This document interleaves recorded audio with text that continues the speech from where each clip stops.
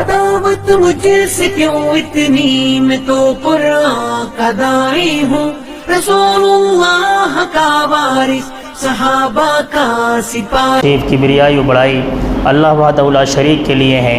درود و سلام نازل ہو تمام انبیاء علیہ الصلاۃ والسلام پر، بالخصوص امام الانبیاء رحمۃ للعالمین جناب محمد مصطفیٰ احمد مجتبیٰ صلی اللہ علیہ وسلم پر۔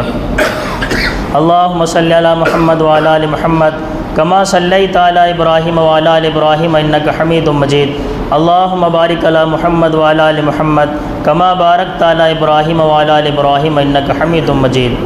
معزز حاضرین، محترم سامعین، پردہ نشین خواتین، خطبہ مسنونہ کے بعد قرآن کریم سورہ آل عمران آیت نمبر 31 آپ کے سامنے تلاوت کی گئی، اور اسی آیت کے ضمن میں پیارے رسول جناب محمد رسول اللہ صلی اللہ علیہ وسلم کی احادیث مبارکہ پیش کی گئیں۔ قرآنی آیت اور احادیث رسول کی مناسبت سے خطبہ جمعہ کا موضوع ہوگا محبت رسول۔ محبت رسول یہ ایمان کا حصہ ہے، ایمان کا جز ہے۔ اللہ رب العالمین نے قرآن کریم سورہ آل عمران آیت نمبر 31 کے اندر بیان فرمایا، قل ان کنتم تحبون اللہ فاتبعونی یحببکم اللہ ویغفر لکم ذنوبکم واللہ غفور رحیم۔ اے نبی، آپ کہہ دیجئے کہ اگر اللہ سے تم محبت کرنا چاہتے ہو تو میری اتباع کرو، تو اللہ تم سے محبت کرنے لگے گا۔ یعنی اللہ کے رسول جناب محمد رسول اللہ صلی اللہ علیہ وسلم کی اتباع میں اللہ کی محبت پوشیدہ ہے۔ جب تک ہم اللہ کے رسول کی اتباع نہیں کریں گے، پیروی نہیں کریں گے، تو اللہ بھی ہم سے محبت نہیں کرے گا۔ اور جب ہم رسول کی پیروی کرنے لگ جائیں گے، رسول کی اتباع کرنے لگ جائیں گے، تو اللہ رب العالمین کے ہم محبوب بندے بن جائیں گے۔ اور اتباع رسول کا فائدہ یہ ہوگا کہ اللہ ہم سے محبت کرنے لگے گا، اور اللہ رب العالمین تمہارے گناہوں کو معاف کر دے گا، اللہ تمہیں بھی بخش دے گا۔ یقیناً اللہ رب العالمین بخشش کرنے والا مہربان ہے۔ اسی طرح پیارے رسول جناب محمد رسول اللہ صلی اللہ علیہ وسلم نے ارشاد فرمایا، حضرت انس رضی اللہ تعالیٰ عنہ کی روایت ہے، لا یؤمن احدکم حتی اکون احب الیہ من ولدہ ووالدہ والناس اجمعین۔ آپ صلی اللہ علیہ وسلم نے ارشاد فرمایا، تم میں سے کوئی شخص اس وقت تک مومن کامل نہیں ہو سکتا جب تک کہ وہ اپنے اہل و عیال سے بڑھ کر، اپنے والدین سے بڑھ کر، اور اپنی مال و دولت سے بڑھ کر، اور تمام لوگوں سے بڑھ کر مجھ سے محبت نہ کرنے لگے۔ اسی طرح آپ صلی اللہ علیہ وسلم نے ارشاد فرمایا، لا یؤمن احدکم حتی اکون احب الیہ من اہلہ ومالہ والناس اجمعین۔ آپ صلی اللہ علیہ وسلم نے ارشاد فرمایا، تم میں سے کوئی شخص اس وقت تک مومن کامل نہیں ہو سکتا جب تک کہ وہ اپنے اہل و عیال سے بڑھ کر، اپنی اولاد سے بڑھ کر، اور تمام لوگوں سے بڑھ کر، اور اپنی مال و دولت سے بڑھ کر مجھ سے محبت نہ کرنے لگے۔ اسی طرح سیدنا ابو ہریرہ رضی اللہ تعالیٰ عنہ کی روایت میں ہے، آپ صلی اللہ علیہ وسلم نے قسم کھا کر ارشاد فرمایا، فوالذی نفسی بیدہ لا یؤمن احدکم حتی اکون احب الیہ من والدہ وولدہ۔ اللہ کی قسم، تم میں سے کوئی شخص اس وقت تک مومن نہیں ہو سکتا جب تک کہ وہ اپنی اولاد سے، اپنے والدین سے، اور تمام لوگوں سے بڑھ کر مجھ سے محبت نہ کرنے لگے۔ اس کا مطلب یہ ہوا کہ ہمیں پیار رسول جناب محمد رسول اللہ صلی اللہ علیہ وسلم سے سب سے زیادہ، چاہے وہ اولاد ہو، چاہے وہ اہل و عیال ہو، چاہے والدین ہو، چاہے مال و دولت ہو، دنیا کی جتنی بھی عزیز چیزیں ہیں، ان تمام عزیز چیزوں سے بڑھ کر ہمیں پیار رسول جناب محمد رسول اللہ صلی اللہ علیہ وسلم سے محبت ہونی چاہیے۔ ایک مرتبہ سیدنا امیر المومنین عمر بن خطاب رضی اللہ تعالیٰ عنہ نے آپ صلی اللہ علیہ وسلم سے کہا، اللہ کے رسول، میں اپنے نفس کے علاوہ، اپنی جان کے علاوہ، پھر ہر چیز سے بڑھ کر آپ سے محبت کرتا ہوں۔ تو آپ صلی اللہ علیہ وسلم نے ارشاد فرمایا، اے عمر، ابھی تم مومن کامل نہیں ہوئے ہو۔ پھر حضرت عمر بن خطاب رضی اللہ تعالیٰ عنہ نے کہا، اللہ کے رسول، میں آپ کو اپنی نفس سے بڑھ کر، اپنی جان سے بڑھ کر محبت کرتا ہوں، آپ مجھے میری جان سے زیادہ پیارے ہیں۔ تب آپ صلی اللہ علیہ وسلم نے ارشاد فرمایا تھا، عمر، اب تم مومن کامل ہوئے ہو۔ یہ تو تمہیدی باتیں تھیں محبت رسول کے متعلق جو آپ کے گوشے گزار ہوئیں۔ شاعر کہتا ہے، شاعر نے بڑی پیاری بات کہی ہے، محمد کی محبت دین حق کی شرط اول ہے،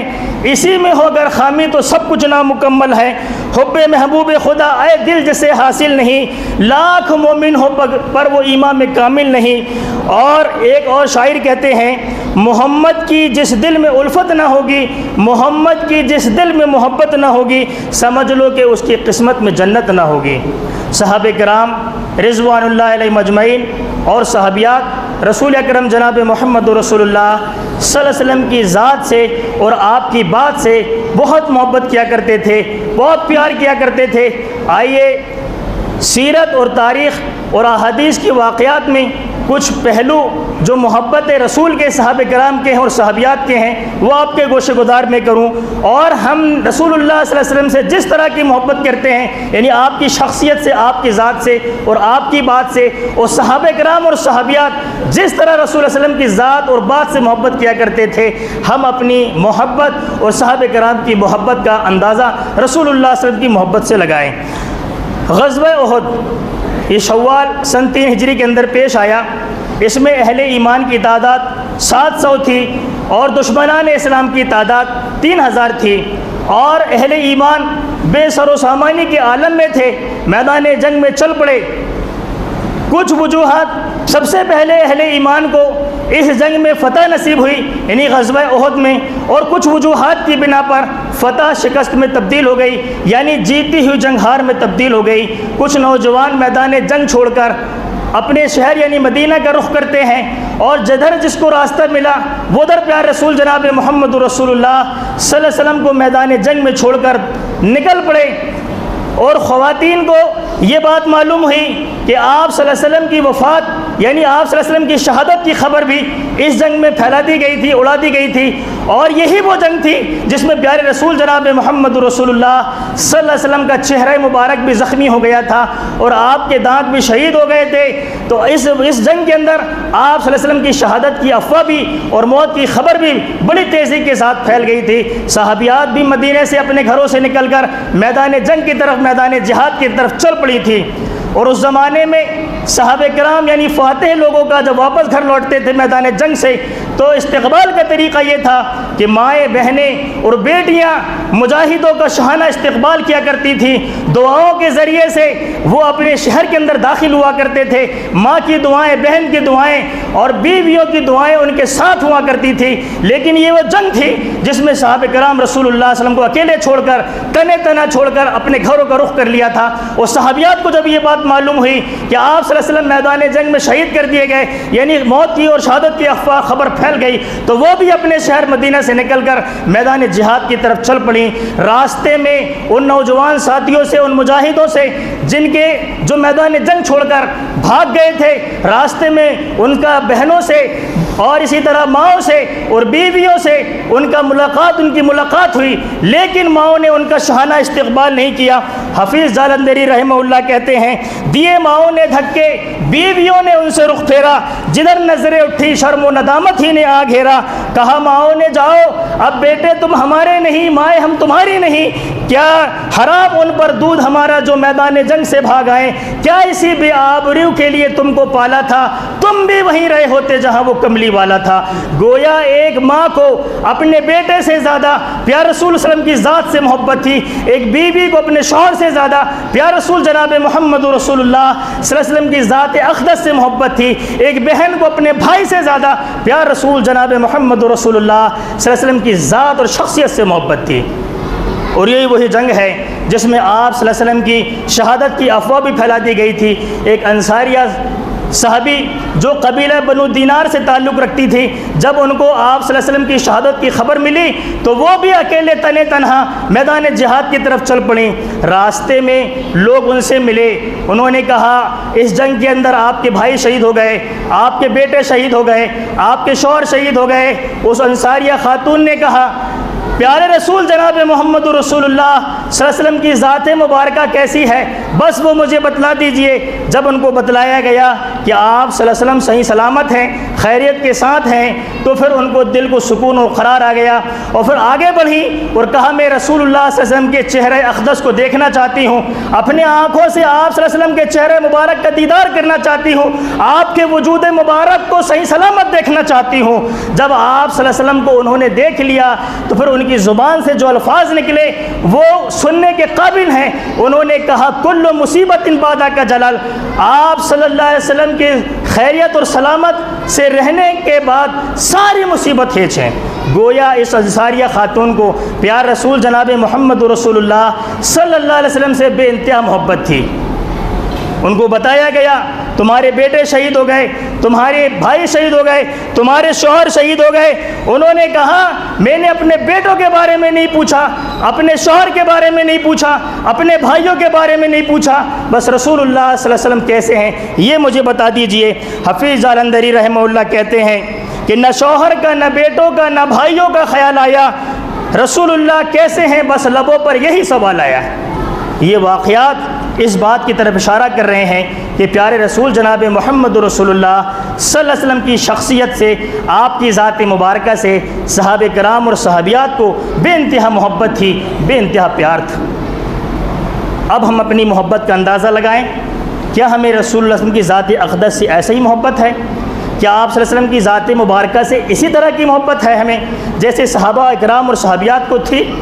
اگر ہمیں آپ صلی اللہ علیہ وسلم کی ذات مبارکہ سے، آپ صلی اللہ علیہ وسلم کی ذات اقدس سے ایسے ہی محبت ہے جیسے صحابہ کرام اور صحابیات کو تھی، تب تو ہمارا ایمان کامل ہے، یعنی ہم مومن کامل ہیں، یعنی ہم ایمان ہمارا مکمل ہے۔ اور اگر ہمیں آپ صلی اللہ علیہ وسلم کی ذات سے، آپ صلی اللہ علیہ وسلم کی بات سے ویسی محبت نہیں ہے جیسے صحابہ اور صحابیات کو تھی، تو سمجھ لیجئے کہ ہمارے ایمان میں نقص ہے، ابھی ہم مومن کامل نہیں ہوئے ہیں، ہمارا ایمان ابھی اکمل نہیں ہوا ہے۔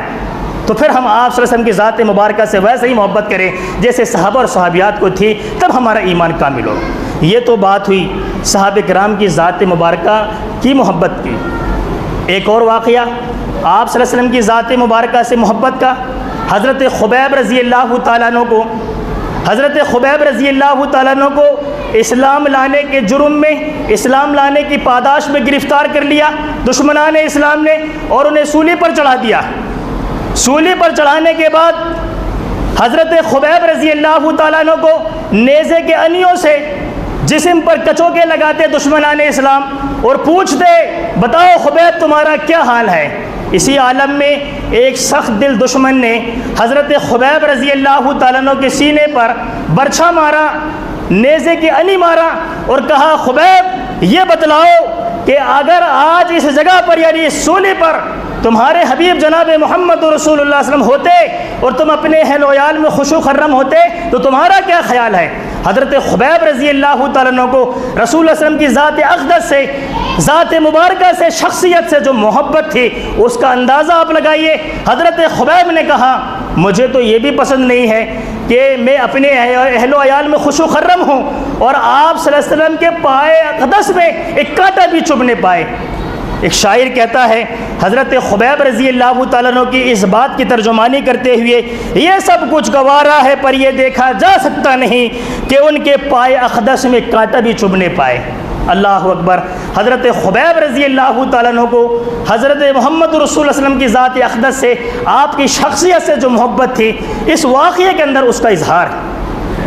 تو ہمیں چاہیے کہ ہم آپ صلی اللہ علیہ وسلم کی ذات مبارکہ سے، آپ صلی اللہ علیہ وسلم کی ذات اقدس سے ویسا ہی محبت کریں جیسے صحابہ کرام اور صحابیات کو آپ صلی اللہ علیہ وسلم کی شخصیت سے، آپ صلی اللہ علیہ وسلم کی ذات سے محبت تھی۔ یہ تو بات ہوئی آپ صلی اللہ علیہ وسلم کی ذات اقدس، آپ صلی اللہ علیہ وسلم کی ذات مبارکہ، آپ صلی اللہ علیہ وسلم کی شخصیت سے محبت کی۔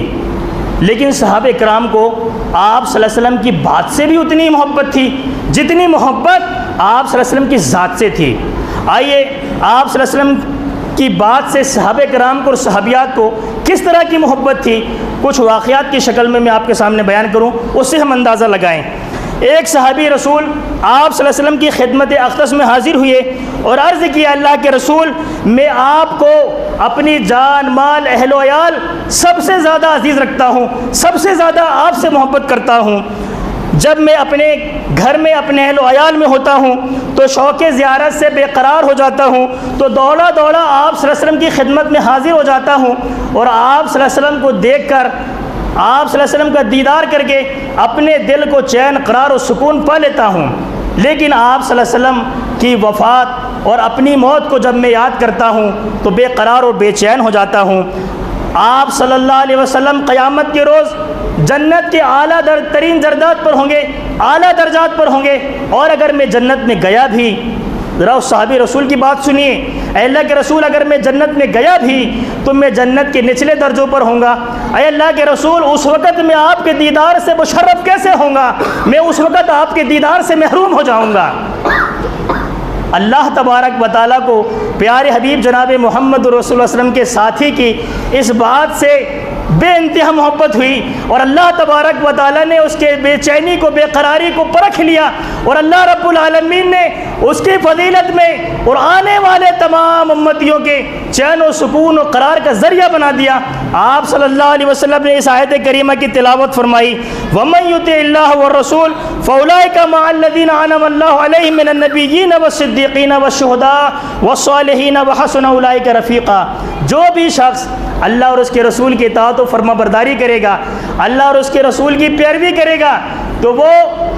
ان لوگوں کے ساتھ ہوگا جن پر اللہ رب العالمین نے انعام و اکرام نازل فرمایا ہے، اور وہ لوگ جن پر اللہ رب العالمین نے انعام و اکرام نازل فرمایا ہے وہ لوگ ہیں، وہ انبیاء ہیں، وہ صدیقین ہیں، وہ شہداء ہیں، وہ صالحین ہیں، وَحَسُنَ أُولَٰئِكَ رَفِيقًا، اور ان کی رفاقت کتنی اچھی ہے۔ اگر ہم چاہتے ہیں کہ پیارے رسول جناب محمد رسول اللہ صلی اللہ علیہ وسلم کا جنت میں ہمیں دیدار نصیب ہو، آپ صلی اللہ علیہ وسلم کے دیدار سے ہم مشرف ہوں، تو ہمیں چاہیے کہ ہم پیارے رسول جناب محمد رسول اللہ صلی اللہ علیہ وسلم کی اتباع کریں، آپ کی فرما برداری کریں۔ اور کون امتی نہیں چاہتا کہ زندگی بھر جس نے آپ صلی اللہ علیہ وسلم کا کلمہ پڑھا ہو، جس نے آپ صلی اللہ علیہ وسلم کی اطاعت و فرما برداری کی ہو، کیا وہ امتی نہیں چاہتا کہ جنت میں آپ صلی اللہ علیہ وسلم کا دیدار نصیب ہو؟ جس کا زندگی بھر میں کلمہ پڑھتا رہا، جس کے نقش قدم پر میں زندگی بھر عمل کرنے کی کوشش کرتا رہا، یقیناً ہر امتی کے دل میں یہی خواہش پیدا ہوگی کہ مجھے اللہ کا بھی دیدار نصیب ہو جائے، مجھے رسول اللہ کا بھی دیدار نصیب ہو جائے۔ تو پھر رسول کے دیدار کے لیے ہمیں اللہ رب العالمین کی اور رسول اللہ صلی اللہ علیہ وسلم کی اتباع کرنی ہوگی، آپ کے نقش قدم پر چلنا ہوگا، آپ کی پیروی کرنی ہوگی، ہمیں اپنی زندگی کو آپ صلی اللہ علیہ وسلم کے بتائے ہوئے طریقے کے مطابق ڈھالنا ہوگا، سنوارنا اور سدھارنا ہوگا، تب رسول اللہ صلی اللہ علیہ وسلم کا دیدار ہمیں جنت میں نصیب ہوگا۔ اسی طرح سیدنا عبداللہ بن مغفل رضی اللہ تعالیٰ کے بارے میں آتا ہے، اور یہی خود حدیث کے راوی ہیں، یہ بیان کرتے ہیں کہ آپ صلی اللہ علیہ وسلم نے شہادت کی انگلی پر کنکری رکھ کر مارنے سے منع فرمایا، اور آپ صلی اللہ علیہ وسلم نے یہ ارشاد فرمایا کہ یہ کنکری نہ تو شکار کو قتل کر سکتی ہے اور نہ ہی تو دشمن کو زخمی کر سکتی ہے، البتہ آنکھ پھوڑ دیتی ہے اور دانت توڑ دیتی ہے۔ ایک مرتبہ سیدنا عبداللہ بن مغفل رضی اللہ تعالیٰ عنہ اپنے کسی عزیز و قریب کے یہاں گئے، اپنے کسی رشتہ دار کے یہاں گئے، ذرا اندازہ لگائیے آپ صلی اللہ علیہ وسلم کی بات سے سیدنا عبداللہ بن مغفل رضی اللہ تعالیٰ عنہ کو کتنا پیار تھا، کتنی محبت تھی، آپ صلی اللہ علیہ وسلم کی بات کی وہ کتنی بڑی پیروی کیا کرتے تھے، کتنی اتباع کیا کرتے تھے۔ اس واقعے سے اس بات کا اندازہ لگائیے۔ سیدنا عبداللہ بن مغفل رضی اللہ تعالیٰ عنہ ایک مرتبہ اپنے رشتہ دار کے یہاں گئے، دیکھا وہ شہادت کی انگلیوں پر رکھ کر کنکریاں چلا رہا ہے، تو سیدنا عبداللہ بن مغفل رضی اللہ تعالیٰ عنہ نے اسے حدیث رسول سنا دی، پیار رسول صلی اللہ علیہ وسلم کی بات سنا دی کہ آپ صلی اللہ علیہ وسلم نے اس طرح شہادت کی انگلی پر یا انگلیوں پر کنکری رکھ کر مارنے سے منع فرمایا ہے، اور آپ صلی اللہ علیہ وسلم نے یہ حکم فرمایا ہے کہ یہ کنکری نہ تو دشمن کو قتل کر سکتی ہے اور نہ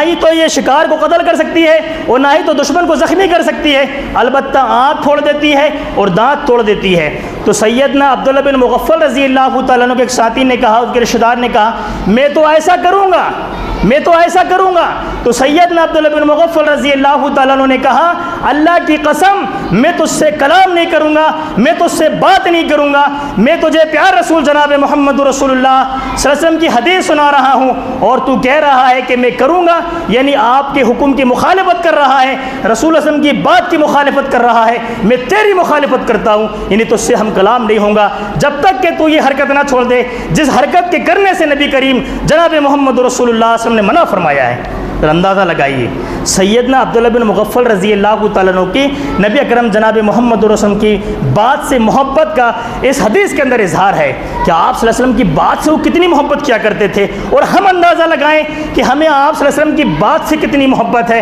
نبی کی ذات سے کتنی محبت ہے، ذرا اندازہ لگائیں۔ اسی طرح سیدنا ابو ہریرہ رضی اللہ عنہ بیان کرتے ہیں، ایک شخص رسول اللہ صلی اللہ علیہ وسلم کی خدمت میں حاضر ہوئے اور کہا اللہ کے رسول مجھے کوئی ایسا عمل بتلا دیجئے کہ جس کے کرنے سے میں جنت میں داخل ہو جاؤں اور جہنم سے بچ جاؤں۔ صحابہ کرام بھی بڑے عجیب و غریب سوال کیا کرتے تھے، بڑے عجیب و غریب مسئلے پوچھا کیا کرتے تھے، شاید ہمارے ذہن اس مسئلوں کی طرف جائیں۔ کبھی آپ نے پوچھا آپ کے یہاں کے امام صاحب سے، امام صاحب مجھے ایسا عمل بتلائیے جو اللہ سے مجھے اللہ کو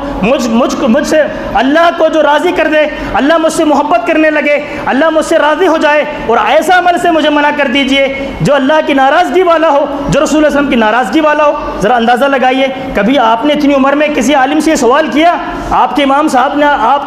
سے آپ نے اس طرح کا سوال کیا؟ لیکن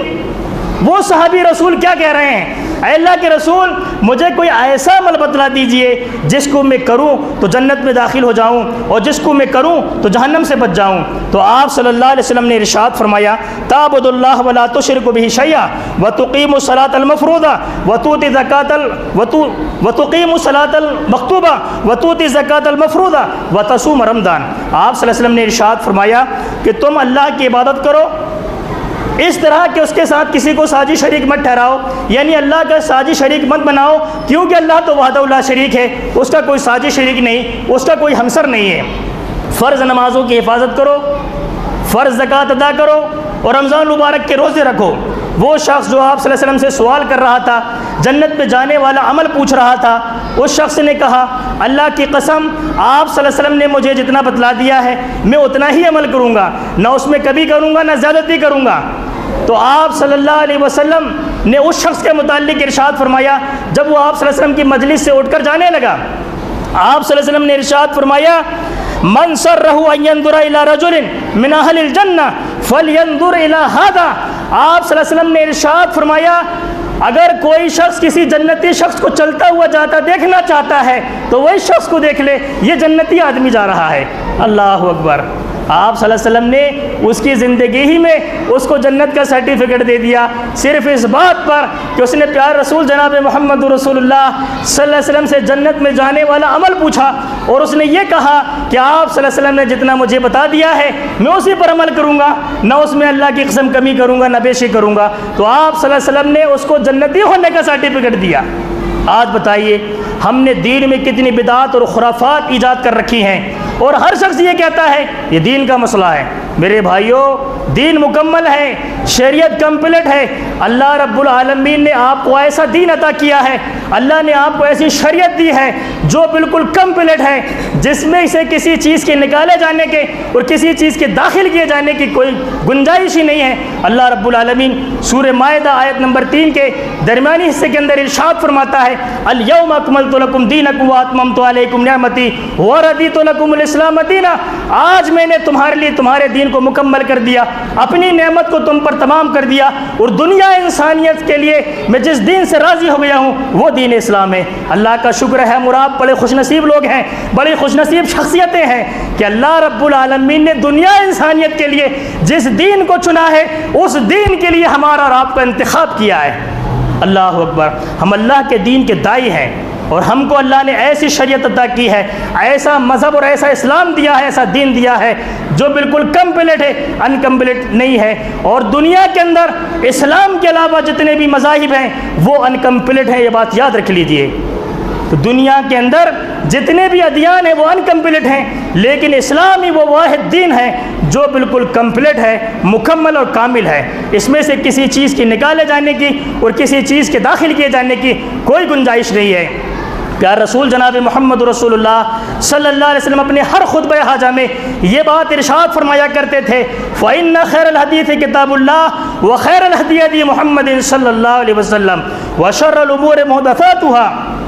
وَكُلَّ مُحْدَثَةٍ بِدْعَةٍ وَكُلَّ بِدْعَةٍ ضَلَالَةٍ وَكُلَّ ضَلَالَةٍ فِي النَّارِ۔ آپ صلی اللہ علیہ وسلم ارشاد فرمایا کرتے تھے سب سے بہترین بات اللہ کی کتاب کی بات، اور سب سے بہترین طریقہ محمد رسول اللہ صلی اللہ علیہ وسلم کا طریقہ ہے۔ آپ بتائیے اللہ کی کتاب کی بات سے بڑھ کر کسی اور کی بات ہو سکتی؟